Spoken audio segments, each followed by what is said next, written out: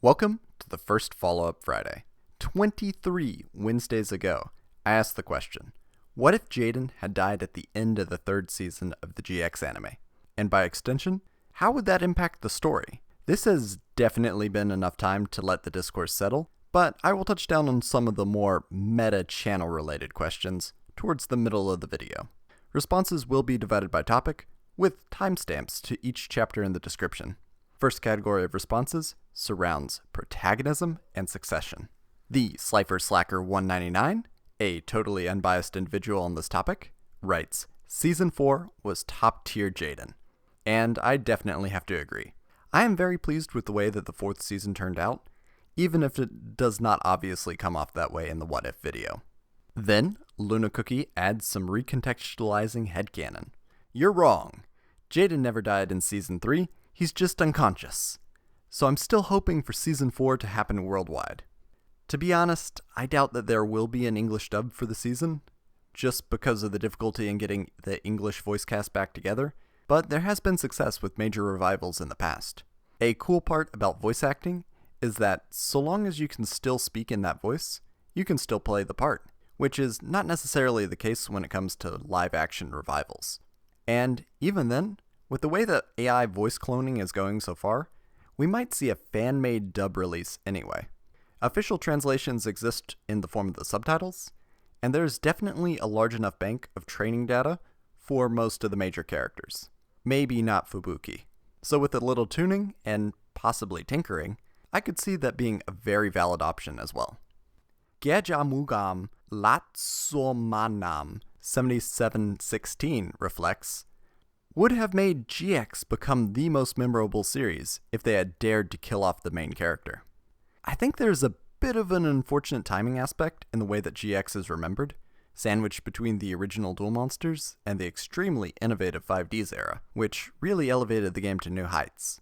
Cutting off the last portion of GX in the West definitely didn't help either. I would personally like more stories to have great upsets, where the main character may be in actual danger, or even be at risk of being removed from the story entirely. But I understand why, from a marketability perspective, that is a bad idea. See the editor's plans for Princess in the Brazilian Mega Man comic for a great counterexample of this. Kyle Davi 7279 posits, I think that the best ones to assume the protagonist post would be either Cyrus or Alexis.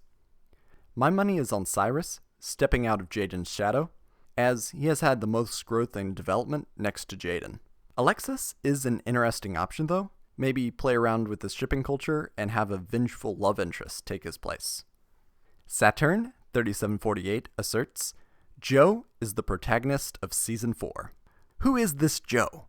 Is it referring to one of the Japanese names like Sho or Jun Manjo-me or Asuka Tenjo-in? Is this a typo? Is this set up for a Joe Mama joke? Is this a reference to the Joestar clan? Like a JoJo reference?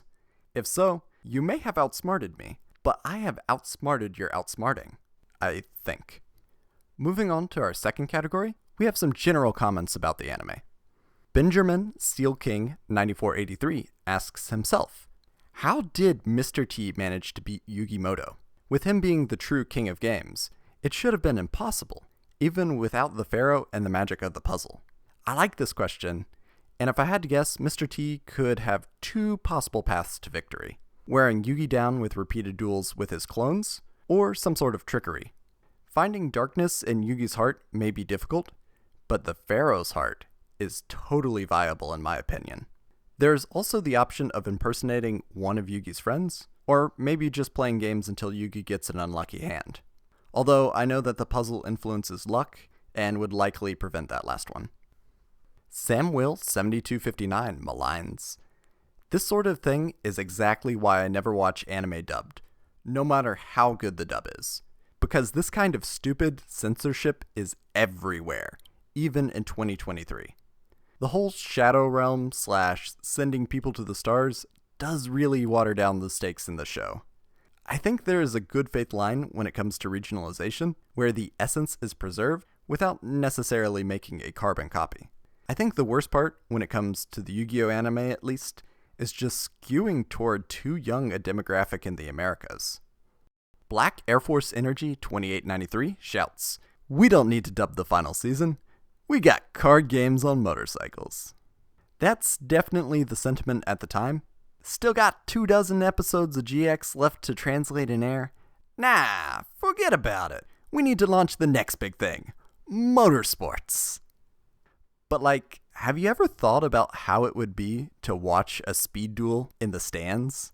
It would probably be pretty hard to read the board states with the duelists whizzing around, and I guess there's a tracking camera on the Jumbotron, but why? I guess some people thought that the game was boring and needed to be sped up, and look where that ended up going. Jod8837 requests, "Please do an episode on Darkness." I'd love to see it. I was hoping to do one for the Halloween special, but ended up having to focus on real-world things too much, which actually flows pretty nicely into the third batch of comments, and given the timing and tone of the video, I think it's a good time to address some of the consistency issues. Alexander McKay 9521, superfan, excitedly announces, "Yay! Been praying for you to make GX videos since you promised a couple years ago." Thank you for your patience. I have a few more GX videos in production at the moment, and in production is a regrettably common stage in video development, which flows into the next comment. Godly nipple hair, am I allowed to say that on YouTube? 5277 appreciatively adds, "A surprising video, but a welcome one." I definitely admit that I am not great at communicating when there will be a hiatus, usually just the real world unfortunately overtaking the hobby in importance. I know the community posts are supposedly good for communicating breaks in content, but I'm not so sure that everyone sees them, or even wants to see them. It is pretty hard for me to make announcement videos, because I do not want to dilute content, and especially do not want to waste anyone's time. Marco Aurelio Fernandez Reyes, 1413, pines hopefully. Looking forward to more videos. Me too. I've been experiencing something like the opposite of burnout, where I have been creatively frustrated, with quite a few ideas that I want to work on, but not enough time or concentration to properly address them. Midori Natsume makes a very interesting remark. "Well, if you really need comments, I'd rather have a friendly but unnecessary justification of the existence of the video than the more popular antagonizing the audience by mocking imaginary comments." I feel like there is definitely a bit of an issue with Godhart's law on YouTube, which is, quote, "When a measure becomes a target, it ceases to be a good measure." In this case, engagement metrics like shares, ratings, likes, and comments are observed by the content creators to affect video performance, and as a result, those measures become the target for the content creator. This ends up warping most content on the platform into being targeted towards a few specific metrics, instead of focusing on the entertainment or educational value of the work, and is actually compounded by focusing on click-through rate, quantity over quality, and especially the importance of retention time. Personally, I try to cut down script length to value the audience's time, and I very sparingly ask for engagement. These follow-up videos come from an organic reaction to the first What If Wednesday videos, and are honestly something that I enjoy doing. For the second part of the comment, I try my best to steelman the commenters' arguments, to present their comments in the best light, and to attempt to engage with the strongest form of their arguments, while also presenting the original comment for the audience to see. There's a nice Walter Cronkite sentiment I like. Quote, "In seeking truth, you have to get both sides of the story. If I've misrepresented your argument, I will have you back on air tomorrow to properly address your points." And I'm not sure where that line is in this medium of exchange, but that is something I will continue to grapple with in attempting to understand these new parasocial interactions. I will digress to the teaser at the end of the last video. Murtyville clarifies, non-effect ritual monsters need support cards that summon them way easier. I do want to point out that non-effect monsters in general struggle as the game continues to evolve, but the inherent card disadvantage of the ritual summon really puts them in dire straits. I've tested summoning them out of the deck in GOAT-adjacent formats, and it's fine with the original ritual spells, and even replacements like Contract with the Abyss. But if you start using advanced ritual art, it gets a little silly. I'm going to end the video on this exchange from Red Hood 5264, Midori Natsume, and Gogovish, which really hits the nail on the head about the weird placement of ritual monsters in the game. Should they be in the extra deck? Should rituals be further distinguished from the extra deck summoning methods? And is everything just a contact fusion? I hope that we can get to the bottom of at least a couple of these questions next time.